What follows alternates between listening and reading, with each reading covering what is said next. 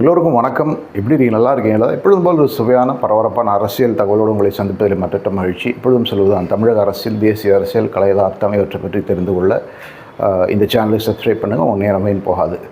தமிழகத்தில் பாஜகவுடைய கதையை நல்லா முடிச்சு விட்டுட்டீங்கன்னே அப்படிங்கிறத நாம் சொல்ல முடியுமா அப்படிங்கிற நிலைமையிலே நேற்றைக்கு நயினார் நாகேந்திரன் தமிழக பாஜக தலைவருடைய பேச்சு இருந்திருக்கிறது என்று சொன்னால் அது மிகையாகாது. அவர் பேசியதனுடைய சாராம்சம் என்னன்னாக்கா, 2026 சட்டமன்ற தேர்தல் நமக்கு முக்கியம் அல்ல. அதாவது இது ஒரு க்ளோஸ் டோர் மீட்டிங், ஒரு அறைக்குள்ளே பேசியிருக்கிறார், கட்சி தொண்டர்களுக்கு இடையே பேசியிருக்கிறார் என்ற தகவல்கள் வருகின்றன. அந்த கூட்டத்தில் அவர் சொன்னதுடைய சாராம்சம் 2026 சட்டமன்ற தேர்தல் நமக்கு முக்கியமே கிடையாது. நம்முடைய நோக்கம் 2029 நாடாளுமன்ற தேர்தல் தான். அதுக்கு அடுத்தபடியாக ஒரு படி மேலே போய் என்ன சொல்லியிருக்காருன்னா, 2026 சட்டமன்ற தேர்தலை அமித்ஷா பார்த்துக்கொள்வார், தேசிய தலைவர் பார்த்துக்கொள்வார்.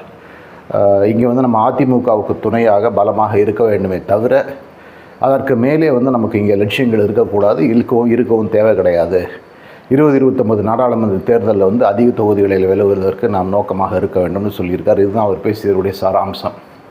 இதில் ரொம்ப நெருடலான ஒரு விஷயம் என்று சொன்னால், அதாவது திக்கு தெரியாத சிறிய கட்சிகள் கூட ஒரு தேர்தலில் போட்டியிடும் பொழுது அந்த போட்டியிலே அதிகபட்சமாக தாங்கள் எவ்வளவு தொகுதிகள் பெறுவார்கள், எவ்வளவு தொகுதிகள் தங்களுக்கு கிடைக்கும், மக்களுடைய ஆதரவு தங்களுக்கு எப்படி இருக்கிறது என்று பார்க்கலாம். இப்படி பலவிதமான கணக்குகள் தான் போடுவாங்க சின்ன கட்சிகள். அதாவது உதாரணத்திற்கு தமிழ்நாட்டில் திமுக கூட்டணியில் இருக்கக்கூடிய சிறிய கட்சிகள், கம்யூனிஸ்ட் கட்சி ஆகட்டும், இல்லை விடுதலை சிறுத்தைகள் கட்சியாகட்டும், இல்லை இன்னும் சொல்லப்போனால் கொங்கு நாடு முன்னேற்ற கழகம் போன்ற சிறிய கட்சிகள் கூட நமக்கு அதிக தொகுதிகள் கிடைக்காதா, அதிக தொகுதிகளில் போட்டியிட்டு நம்ம அதிகமாக எம்எல்ஏக்கள் இந்த தடவை சட்டமன்றத்திற்கு அனுப்புவோம், இப்படித்தான் ஒரு நோக்கத்தோடு தான் தேர்தலை நோக்கி பயணிப்பார்கள்.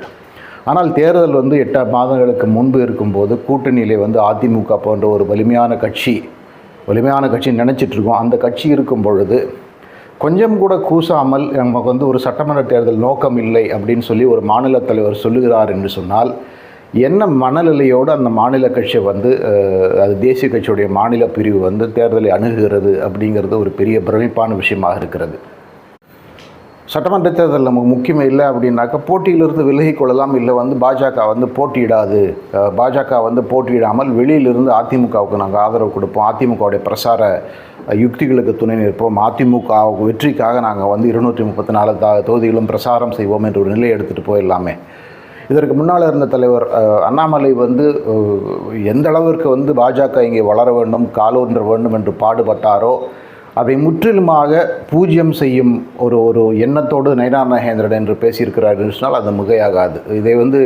இதில் என்ன கொடுமைன்னு சொன்னாக்க, அமித்ஷா பார்த்துக்குவார் சட்டமன்ற தேர்தல்னால், தேசிய தலைமை நாடாளுமன்ற தேர்தலை தான் எந்த கட்சியிலும் பார்த்துக்கொள்ளும், மாநில தலைமை தான் சட்டமன்ற தேர்தலை பார்த்துக்கொள்ள வேண்டும். இன்னும் சொல்லப்போனால் நயினார் நாகேந்திரன் இங்கே தலைவராக நியமிக்கப்பட்டவருடைய நோக்கமே எப்படியாவது பாஜக இங்கு வளர வேண்டும். குறிப்பாக அண்ணாமலை இருந்தால் அதிமுகவோட உறவு கொள்ளுவது கடினமாக இருக்கும். எடப்பாடி பழனிசாமிக்கும் அண்ணாமலைக்கும் உள்ள அந்த ஈக்குவேஷன் சரியாக வராது என்ற ஒரே நோக்கத்திற்காகத்தான் அண்ணாமலை நீக்கப்பட்டு நயினார் நாகேந்திரன் தலைவராக வந்திருக்கிறார். இன்னும் சொல்லப்போ நயினார் நாகேந்திரனுக்கு அதிமுகவில் எல்லாரையும் தெரியுது. அவரே சொல்லியிருக்கார், எடப்பாடி பழனிசாமி முதற்கொண்டு அந்த கட்சியினுடைய கடைக்கோடி தொண்டன் வரை தமிழ்நாட்டில் எனக்கு எல்லோரும் தெரியும், அந்த கட்சியோட நல்ல உறவு எனக்கு இருக்கிறது, அதை பயன்படுத்தி பாஜகவுக்கு அதிக லாபம் தேடி தருவேன்னு சொல்லி தான் இவர் 3 மாதங்களுக்கு முன்பு பேசியிருக்கிறார். அது ஆன் த ரெக்கார்டு இருக்கிறது.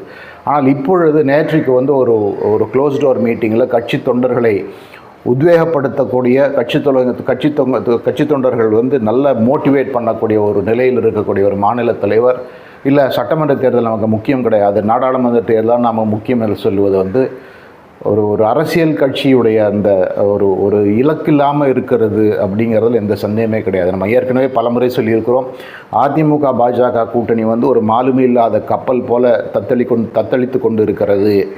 ஒரு திட்டம் அவரிடத்தில் இல்லை. குறிப்பாக நடிகர் விஜய் அரசியல் களத்திற்கு வந்த பிறகு நடிகர் விஜய்க்கு ஆதரவு கூடுகின்ற ஒரு சூழ்நிலை இருப்பதற்கு பிறகு உறுதியாக அதிமுக பாஜக கூட்டணி ஒரு மாதிரி வலிமையற்ற கூட்டணியாகத்தான் அவர்களுக்கே தோன்றுகின்றதுன்னு பலமுறை சொல்லியிருக்கிறோம்.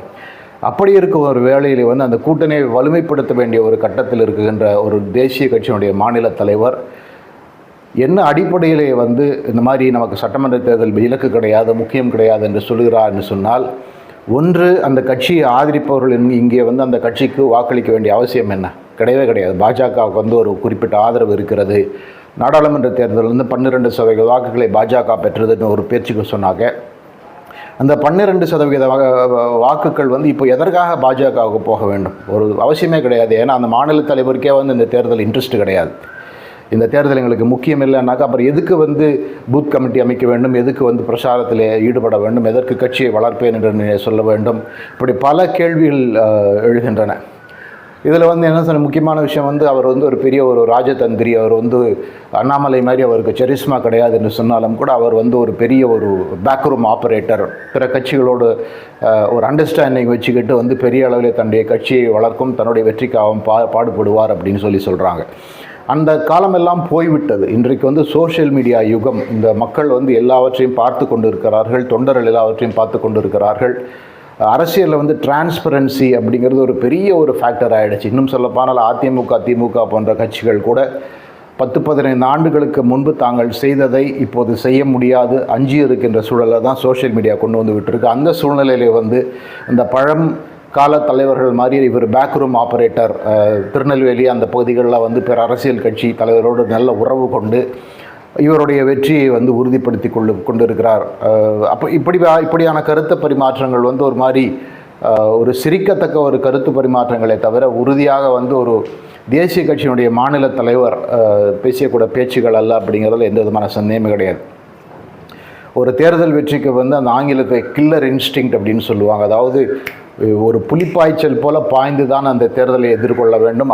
அப்படி இருந்தால் தான் இங்கே அரசியல் எதிரிகளுக்கு வந்து அரசியல் எதிரிகள் மற்றும் களத்தில் இருக்கும் எதிரிகள்லாம் எதிர்கொண்டு தேர்தல் வெற்றிகளை பெற வேண்டும். அது 20 தொகுதி போட்டியிட்டாலும் சரி, 30 தொகுதிகள் போட்டியிட்டாலும் சரி, அந்த போட்டியிடும் 30 தொகுதிகளிலே வந்து கடினமாக உழைத்து வெற்றி நமக்கு வர வேண்டும் என்ற எண்ணத்திலே வந்து தொண்டர்கள் அந்த திசையிலே சென்றால்தான் அந்த 30 வந்து 10-15 தொகுதிகளாவது வரும். இல்லை இந்த தேர்தல் நமக்கு முக்கியம் இல்லை அப்படின்னாக்கா தொகுதிகள் எவ்வளோ கேட்பீங்க? 234 தொகுதிகள் வந்து 10 தொகுதிகள் பாஜக கொடுத்தா சந்தோஷமாக இருக்குமா? அந்த 10ல் வந்து 0 வெற்றி பெற்றால் சந்தோஷமாக இருக்குமா? இது போன்ற பல கேள்விகள் எழுகின்றன.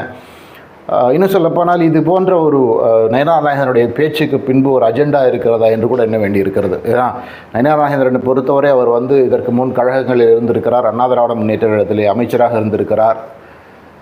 ஒரு டெலிபரேட்டாக பாஜகவை இங்கே வலுவிழக்க செய்வதற்கான ஒரு நோக்கம் கூட இதில் இருக்கிறதா என்று ஒரு சிந்திக்க வேண்டி இருக்கிறது. ஏற்கனவே வந்து இங்கே அண்ணாமலை ஆதரவு நிலையெடுப்பவர்கள் பலருமே வந்து ஒரு மாதிரி கோபத்தில் தான் இருக்கிறார்கள். பாஜக வந்து தனித்து போட்டியிடவில்லை என்று சொன்னால் நாம் எதற்காக எடப்பாடி பழனிசாமியுடைய முதலமைச்சர் பதவிக்கு அவர் வருவதற்கு நாம் ஏன் போராட வேண்டும்? நமக்கு என்ன லாபம் இருக்கிறது? நம்முடைய கட்சிக்கு என்ன லாபம் இருக்கிறது?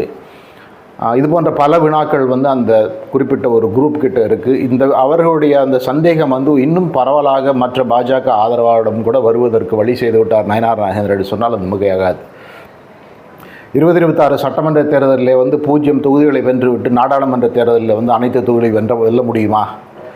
இன்னும் சொல்லப்போனால் 2029 நாடாளுமன்ற தேர்தலில் வந்து அண்ணா திராவிட முன்னேற்ற கழகம் கூட்டணியில் இருக்கும்னு எந்த கேரண்டியுமே கிடையாது. அண்ணா திராவிட முன்னேற்ற கழகத்தை பொறுத்து அவருடைய ஒரே நோக்கம் இந்த சட்டமன்ற தேர்தல். இந்த சட்டமன்ற தேர்தலில் வந்து அவர்கள் தனித்து போட்டியிட அஞ்சுவது, அவர்களுக்கு ஆதரவு குறைந்து இருக்கிறது. அவர்கள் வந்து நாடாளுமன்ற தேர்தல் வந்து படு பாதாளத்தில் இருக்கிறார்கள், அந்த ஓட் ஷேர் ரொம்ப கம்மியாக இருக்கிறது என்பதை நன்கு அறிந்து தான் இதுவரை பாஜக கூட்டணி தேவையில்லை என்று அவங்க சொன்ன எல்லா காரணங்களையும் புறந்தள்ளிவிட்டு இப்பொழுது நாடாளுமன்ற தேர்தலிலே கூட்டணி வைக்கிறார்கள் பாஜகவோடு. 2029 சட்டமன்ற தேர்தல் வந்து பாஜகவோட கூட்டணி வைக்கிறார்கள். ஆனால் அதே 2029 நாடாளுமன்ற தேர்தல் வந்துவிட்டால் பாஜக மீண்டும் ஒரு லைபிலிட்டி ஆகிவிடும், ஒரு தேவையில்லாத கட்சி ஆகிவிடும். முஸ்லீம் வாக்குகள், மைனாரிட்டி வாக்குகள் கிடைக்காது. மோடி வந்து தமிழ்நாட்டுக்கு நல்லது பண்ண இது போன்ற கதைகள்லாம் அப்போ வந்து பாஜக மீண்டும் தனித்து விடப்பட்டால் என்ன அடிப்படையில் பாஜக வந்து இங்கே அதிக தொகுதிகளை நாடாளுமன்றத்துக்கு வெல்லும் என்பது கடவுளுக்கு தான் வெளிச்சம்.